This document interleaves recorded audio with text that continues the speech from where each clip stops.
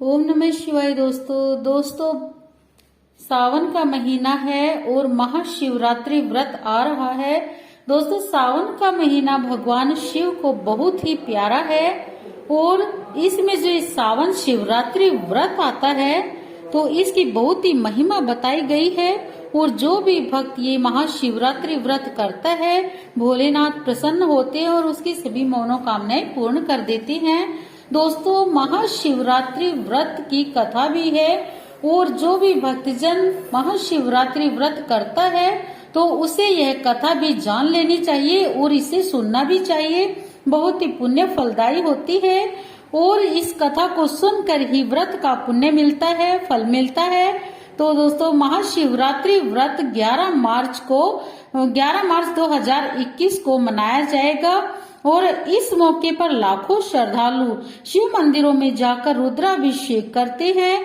बहुत से लोग शिवरात्रि का व्रत करते हैं और रात्रि में जागरण भी करते हैं और भगवान भोलेनाथ का गुणगान करते हैं, भजन कीर्तन करते हैं। भगवान शिव में आस्था रखने वाले और महाशिवरात्रि का व्रत करने वाले लोग शिवरात्रि कथा जरूर सुने और जरूर पढ़नी भी चाहिए, क्योंकि इससे बहुत ही पुण्य फल की प्राप्ति होती है। मान्यता है कि इससे भक्त की आस्था और ज्यादा मजबूत होती है। तो आइए चलिए शिवरात्रि व्रत की कथा जान लेते हैं। शिव महापुराण के अनुसार प्राचीन काल में चित्रभानु नाम का एक शिकारी था। जानवरों की हत्या करके वह अपने परिवार को पालता था। एक दिन साहूकार का कर्जदार था वह एक साहूकार का कर्जदार था, लेकिन उसका ऋण समय पर न चुका सका। क्रोधित होकर साहूकार ने शिकारी को शिवमठ में बंदी बना लिया और संयोग से उस दिन शिवरात्रि थी। साहूकार के घर में पूजा पाठ हो रही थी तो शिकारी ध्यान मग्न होकर शिव संबंधी सभी बातें सुनता रहा और चतुर्दशी को उसने शिवरात्रि व्रत की कथा भी सुनी। शाम होते ही साहूकार ने उसे अपने पास बुलाया और ऋण चुकाने के विषय में बात की। शिकारी अगले दिन सारा ऋण लौटा देने का वचन देकर बंधन से छूट गया। अपनी दिनचर्या की भांति वह जंगल में शिकार के लिए निकला, लेकिन दिन भर बंदी बना रहने के कारण भूख और प्यास से व्याकुल था। शिकार खोजता हुआ वह बहुत दूर निकल गया। जब अंधेरा हो गया उसने विचार किया कि रात जंगल में ही बितानी पड़ेगी। वह वन एक तालाब के किनारे एक बेल के पेड़ पर चढ़कर रात बीतने का इंतजार करने लगा। विल्व वृक्ष के नीचे शिवलिंग था जो विल्व पत्रों से ढका हुआ था। शिकारी को उसका पता न था। पड़ाव बनाते समय उसने जो टहनियां तोड़ी वे संयोग से शिवलिंग पर गिर गई और इस प्रकार दिन भर भूखा प्यासा तो वह था ही, साथ में शिकारी का व्रत भी हो गया और उसने विल्व पत्र अनजाने में ही सही तोड़कर शिव पर जो चढ़ाए। शिवलिंग पर विल्व पत्र भी चढ़ गए और एक पहर रात्रि बीत जाने पर एक गर्भिणी हिरणी तालाब पर पानी पीने के लिए पहुंची। शिकारी ने धनुष पर तीर चढ़ाकर ज्यों ही प्रत्यंचा खींची। हिरणी बोली, मैं गर्भिणी हूँ, शीघ्र ही प्रसव करूंगी। तुम एक साथ 2 जीवों की हत्या करोगे जो ठीक नहीं है। मैं बच्चे को जन्म देकर शीघ्र ही तुम्हारे समक्ष प्रस्तुत हो जाऊंगी, तब तुम मुझे मार लेना। शिकारी ने प्रत्यंचा ढीली कर दी। उसे उस गर्भिणी हिरणी पर दया आ गई और उसने हिरणी को जंगल में जाने दिया। हिरणी जंगली झाड़ियों में लुप्त हो गई। प्रत्यंचा चढ़ाने तथा ढीली करने के वक्त कुछ बिल्व पत्र अनायास ही टूटकर उसके हाथ से शिवलिंग पर गिर गए। इस प्रकार उससे अनजाने में ही प्रथम पहर का पूजन भी संपन्न हो गया। कुछ ही देर बाद एक और हिरणी उधर से निकली। शिकारी की प्रसन्नता का ठिकाना न रहा। उसने सोचा चलो वो न सही तो दूसरी हिरणी आ गई। समीप आने पर उसने धनुष पर बाण चढ़ाया। तब उसे देख हिरणी ने विनम्रता पूर्वक निवेदन किया, हे शिकारी, मैं थोड़ी देर पहले ऋतु से निवृत्त हुई हूँ, कामातुर विरहिणी हूँ, अपने प्रिय की खोज में भटक रही हूँ।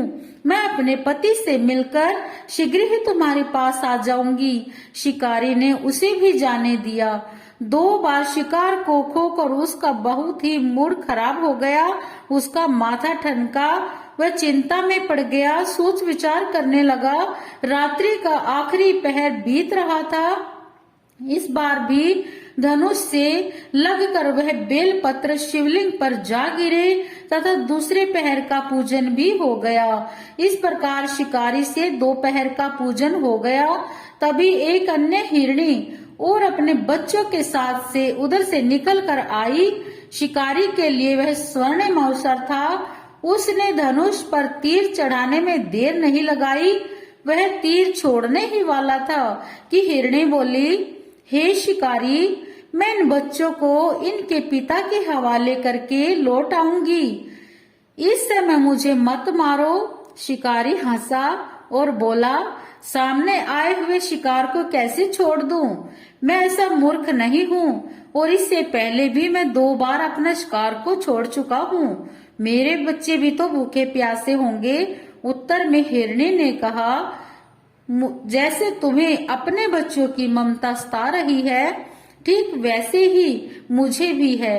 हे शिकारी, मेरा विश्वास करो, मैं इन्हें इनके पिता के पास छोड़कर तुरंत लौटने की प्रतिज्ञा करती हूँ। मैं इन्हें इनके पिता को सौंपकर तुरंत आ जाऊंगी। और यह कहकर वह हिरणी चली गई। हिरणी पर शिकारी को दया आ गई। उसने उसे जाने दिया। शिकार के अभाव में तथा भूख प्यास से व्याकुल शिकारी अनजाने में ही बेल वृक्ष पर बैठा बेल पत्र तोड़ तोड़ कर नीचे फेंकता रहा। उसे बहुत ही गुस्सा आ रहा था। उसे अपने आप पर गुस्सा आ रहा था कि मैंने अपने शिकार पर विश्वास किया, उसे जाने दिया। और वह गुस्से में पत्तों को नोच नोच कर नीचे फेंक रहा था। और नीचे शिवलिंग था। शिवलिंग के ऊपर बेल पत्र गिर रहे थे। पो फुटने को हुई तो एक हष्ट पुष्ट मृग उसी रास्ते पर आया। शिकारी ने सोच लिया कि इसका शिकार वह अवश्य ही करेगा। शिकारी की तनी हुई प्रत्यंचा देखकर मृग विनीत स्वर में बोला, हे शिकारी, यदि तुमने मुझसे पूर्व आने वाली 3 हिरनियों को और उनके छोटे बच्चों को मार डाला है तो मुझे भी मारकर अपनी भूख को शांत करो, ताकि मुझे उनके वियोग में एक क्षण भी दुख न सहन करना पड़े। मैं उन हिरनियों का पति हूँ। यदि तुमने उन्हें जीवन दान दिया है तो मुझे भी कुछ क्षण का जीवन देने की कृपा करो। मैं उनसे मिलकर तुम्हारे समक्ष जल्दी ही उपस्थित हो जाऊंगा। मृग की बात सुनते ही शिकारी के सामने पूरी रात का घटना चक्र घूम गया। उसने सारी कथा मृग को सुना दी। तब मृग ने कहा, मेरी 3 पत्नियां जिस प्रकार प्रतिज्ञाबद्ध होकर गई हैं, उसी तरह मेरी मृत्यु से अपने धर्म का पालन नहीं कर पाएंगी। अतः जैसे तुमने उन्हें विश्वास पात्र मानकर छोड़ा है, वैसे ही मुझे भी जाने दे। मैं उन सब के साथ आपके सामने तुरंत ही उपस्थित हो जाऊंगा।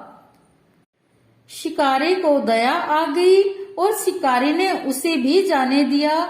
इस प्रकार प्रातः हो गई। उपवास, रात्रि जागरण तथा शिवलिंग पर बेलपत्र चढ़ने से अनजाने में ही शिवरात्रि की पूजा पूर्ण हुई। पर अनजाने में ही सही, लेकिन पूजन का परिणाम तो उसे तत्काल ही मिल गया। शिकारी का हिंसक हृदय निर्मल हो गया। उसके अंदर भक्ति भाव आ गया और उसे अपने पर संकोच होने लगा। अपने पर करुणा आने लगी कि मैं कितना निर्दयी हूँ, जो ऐसे हिंसक ऐसे पशुओं का इतने दृढ़ता से संहार करता हूँ। और उसमें भगवत शक्ति का वास हो गया। और थोड़ी ही देर बाद वह मृग परिवार भी शिकारी के समक्ष उपस्थित हो गया, ताकि वह उनका शिकार कर सके। जैसे कि उन्होंने प्रार्थना की थी, वे अपने दिए हुए वचन के अनुसार उपस्थित हो गए ताकि वह शिकारी उनका शिकार कर सके, किंतु जंगली पशुओं की ऐसी सत्यता, सात्विकता और सामूहिक प्रेम भावना देखकर शिकारी को बड़ी ही ग्लानि हुई। उसका हृदय तो पहले ही परिवर्तित हो चुका था। उसने मृग परिवार को जीवन दान दे दिया। अनजाने में शिवरात्रि के व्रत का पालन करने पर भी शिकारी को मोक्ष की प्राप्ति हुई। जब मृत्यु काल में यमदूत उसके निकट आए तो उसने जाना तो शिव गणों ने भी उन्हें वापस भेज दिया और उसे शिवलोक ले गए। शिवजी की कृपा से ही उसने इस जन्म में राजा चित्रभानु अपने पिछले जन्म को याद कर पाए, जिसमें वह पिछले जन्म में राजा था। महाशिवरात्रि के महत्व को जानकर उसका अगले जन्म में भी पालन कर पाए और इस तरह से सावन महीने में शिव की पूजा करने से सभी भक्तों की सभी संकट दूर हो जाते हैं। जिस तरह से राजा चित्रभानु को अपने पूर्व जन्म से मुक्ति मिल गई और इस जन्म में भी मुक्ति मिल गई और उसका हृदय परिवर्तन हो गया, इसी तरह से भगवान शिव भोलेनाथ अपने सभी भक्तों पर अपनी कृपा बनाए रखे और हमारे अंदर जो भी दुर्गुण हैं, जो भी हमारे अंदर बुरे विचार हैं,